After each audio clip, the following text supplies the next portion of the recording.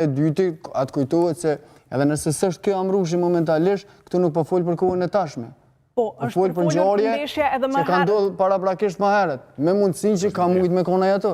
Është për folur edhe më herët për shitje të ndeshjeve, po që ndoshta kjo ka qenë arsyeja pse është publikuar komente të tilla sepse nuk është ndërmarrur diçka. Realisht të thash që nuk ka pasur më herët komente të tilla, akuza të tilla nga zyrtar kaq të lartë të klubit.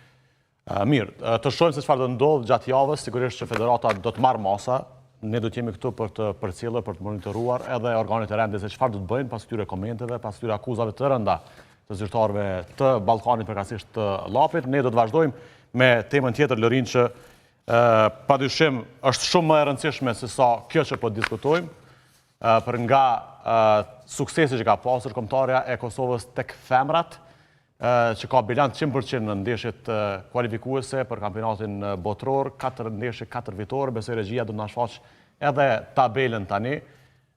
Duelin e fundit kundër Bullgarisë e fituam 2-1 me përmbysje të rezultatit, njëjtë siç kishim fituar edhe në Bullgari ndeshjen e kaluar, pra shihni sa bukur duket tabela.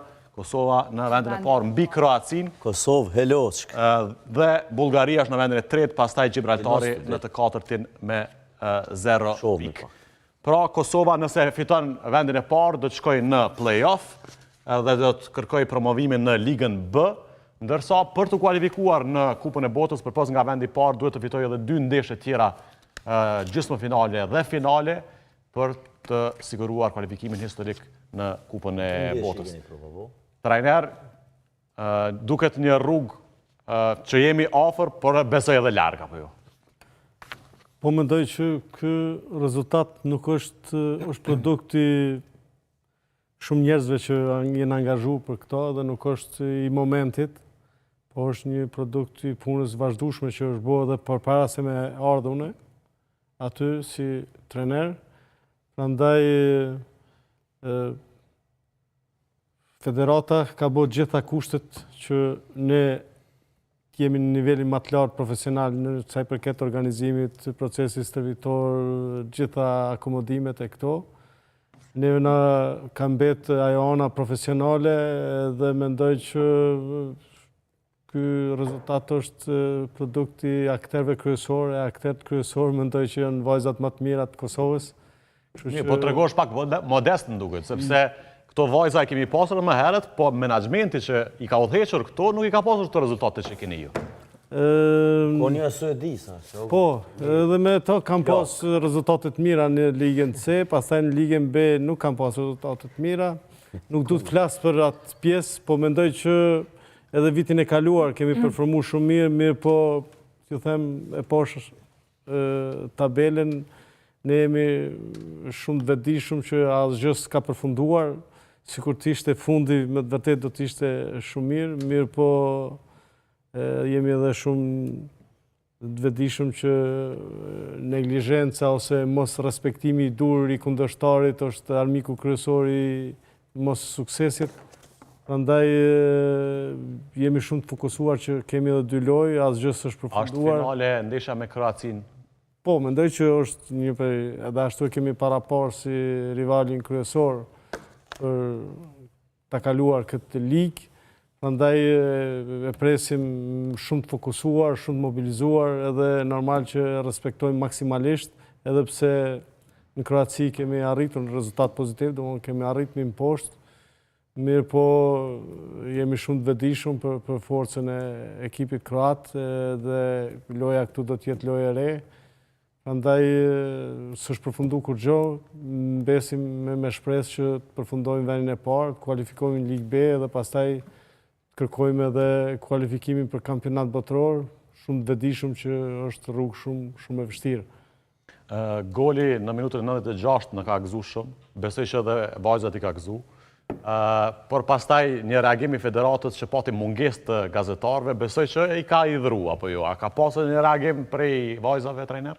Të them drejtën, unë jam fokusuar te fusha e gjelbërt, normalisht që edhe ekipen e përgatitim ashtu që jetë fokusi kryesor te fusha e gjelbërt, ndërsa sa i përket gazetarëve, mendoj që është obligim profesional ndërsa sa i përket numrit shikuesve, aty nuk mund Edhe ajo me është pasi. obligim, duhet të jetë obligim. Jo, mendoj që nuk mund të kemi impakt aty duhet performojmë ende më mirë.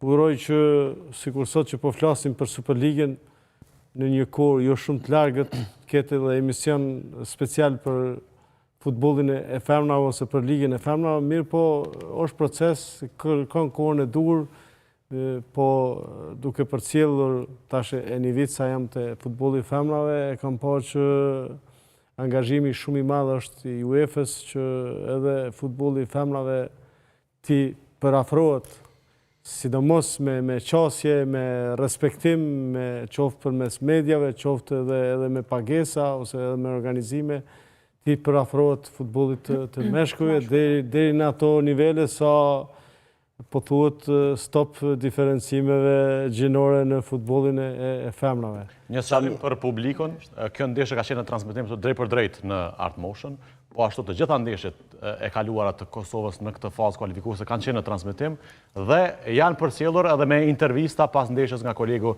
Angel Bërbatovsi, kështu që nga ana e jon trajner ne normalisht do të mundohemi vazhdimisht ju përkrahim dhe të jemi aty. Mendoj që kemi obligim kështu, obligim. Patjetër, është obligim. Edhe për tifozët e futbollit të Them drejtën, unë kam udhëheq edhe ekipe, mirë po pa marrë parasysh Gjinin ose Group Motion, kjo udhëheqja e ekipit të shtetit është diçka që është më ndryshe se sa e ekipet, është diçka që ke ma shumë përgjegjësi të menaxhimit.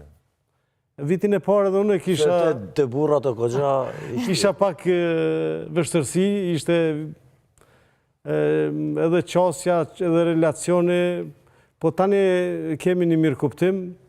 Vajzat, sikur më shumë kanë qef stërvitjet moderuara, stërvitje argëtuese, ndërsa unë vija nga futbolli i meshkujve ku stërvitjet janë stresuese, ku janë shumë intenzive, mirë po tani e kemi gjetë një mes edhe mendoj që kemi një mirë kuptim të plot, sa i përket qasjes, këto janë njësoj me talent sikur meshkujt, mirë po fatkeqësisht edhe vendi ku jemi, domthonjë Kosova, nuk ka pas mundësin me dhënë ato çfarë kanë meritu vajzat.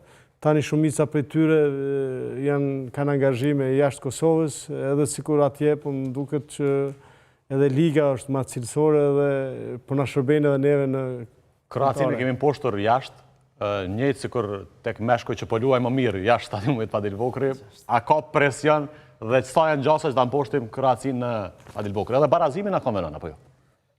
Dhe barazimi na konvenon, mirë po e the shumë mirë, ndoshta edhe te meshkujt është sikur ky stadiumi Fadil Vokri ta jep një presion fitores, edhe detyra jonë është që me optimalizu presionin për arsye se nën presion edhe gabimet janë më të mëdha.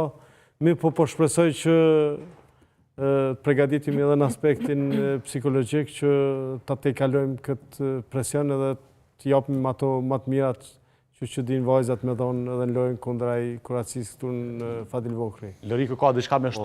Unë veç deshta me komplimentu trajnerin se përçoj taman profesionalizëm qoftë me modestin e ti, qoftë edhe në pyetjen që e bone në krahasimin me para ardhën tënde dhe nuk i minimizohet sukseset e saj edhe meritat, kështu që nuk vetëm të saj, po edhe më herëve.